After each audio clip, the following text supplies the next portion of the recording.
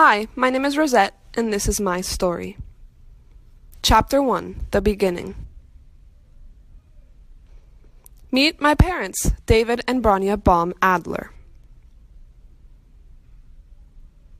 My mother was born in Lodz, Poland. She was the 8th of 9 children. There's my mom.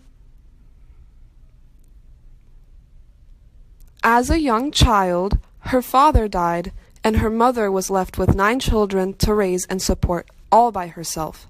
Her mother decided to place her and 2 of the younger siblings in an orphanage. There, she met my father, David Adler, who had been put in the orphanage when his mother died. When she turned 16, her older brother withdrew her from the orphanage and took her to Berlin, Germany. While in Berlin, she met up with and became close with one of her old orphanage friends, my father, who had also been brought to Berlin. After meeting up with my mother, my father moved to France in 1934, where he joined the French army in 1936. In 1937, my mother moved to France to be with my father, where they married. I was born the following year in 1938 in France. Chapter 2, Rosette's Childhood. My father, my mother, and I lived in a one-room apartment where we were the only Jews living in the apartment house.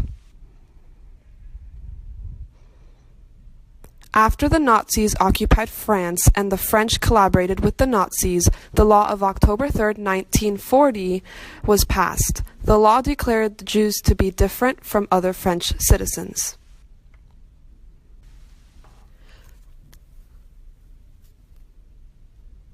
Jews weren't allowed to participate in professions including medicine, law, and teaching, and were excluded from public life.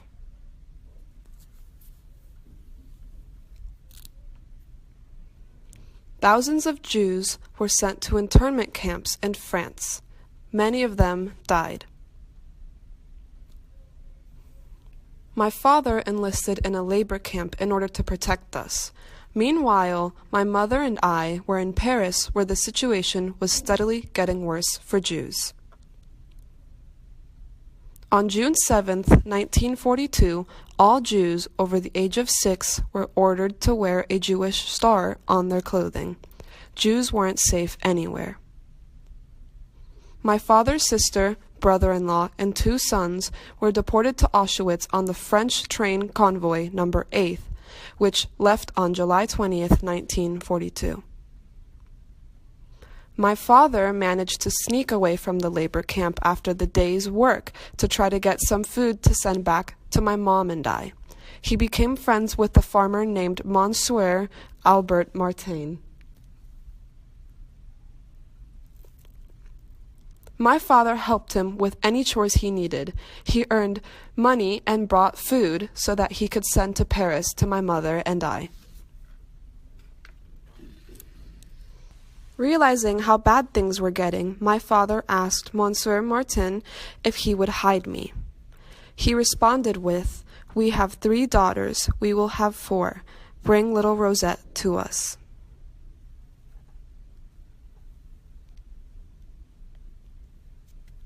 Chapter 3, Life at the Martin Farm. The Martin family were tenant farmers. They lived in a small 2-room house with their 3 daughters, Denise, Simone, and Odile. For toys, I only had the drying pumpkin seeds used for making oil to play with. The Martin family was really good to me. The girls acted as my protectors. My dad would visit me every night. I would wait for him at the end of the little path leading to the farm. He would come whistling a tune. He hugged and kissed me. At that time, he was the only connection I had with my old life. One day, my mother somehow was able to come to the farm. For the first time in a long while, I had both of my parents with me. The next day, soldiers and French police banged on the door and came barging in. They wanted to know the whereabouts of my dad. We told them that he had left early in the morning to go to the forest to work. They warned us that if my dad didn't return immediately to the camp, they would take both my mom and me. Mr. Martin went to the forest and told my dad of the threats he'd received earlier. My father quickly returned to the camp, and my mother immediately went back to Paris. One day, I waited at the end of the path for my dad, but he never came. Mr. Martin told me that he had been taken. I never saw him again. I never said goodbye or felt his embrace again. On December 7th, 1943, the Nazis took the 70 men, including my dad, who worked in the camp, to Drancy. They were then sent to Auschwitz on French train convoy number 64. From Auschwitz, they sent them to Buchenwald, then to Lichtenstein-Zweiberg, a sub-camp where the Nazis killed my dad. 5 days later, the camp was liberated by our American army. Chapter 4, Coming to America. I had to hide several times when the Nazis and French police came to the farm to search. Once I was hidden between the spring and the mattress of the bed. They looked but did not find me. Another time, Odile and I climbed up to the silo where they kept the food for the cows. Again, they did not find me. I couldn't understand why I was being hunted, why people did not want me. I was just a little Jewish girl. I stayed with the Martin family for 3.5 years. Finally, American soldiers reached to the countryside where the farm was. Every night, I would hear the bombs falling. When my mom thought it was safe, she hitchhiked back to the farm. After a few days of happiness with being together again, we hitchhiked back to Paris in an army jeep with American soldiers. My mother worked long hours to provide for us. I had to be placed in a number of foster homes where I was mistreated and took ill. When my mom learned of this, she brought me back to the Martin family. This is when I started going to school. In 1949, my mom sent me to live with her sister in New York.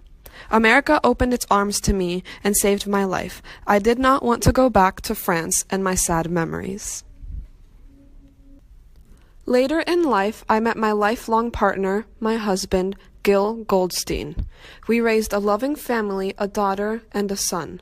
I currently have 5 wonderful grandchildren. I will never forget the Martin family or their brave and kind action. I have had them recognized as righteous among nations. Their name is inscribed forever at the Yad Vashem in Israel. I have cheated the evil plans of the Nazis and those who would harm us because of our religious beliefs. I live and spread awareness that religion, skin color, sexual orientation is not a reason to hate or discriminate. We must all love one another as human beings.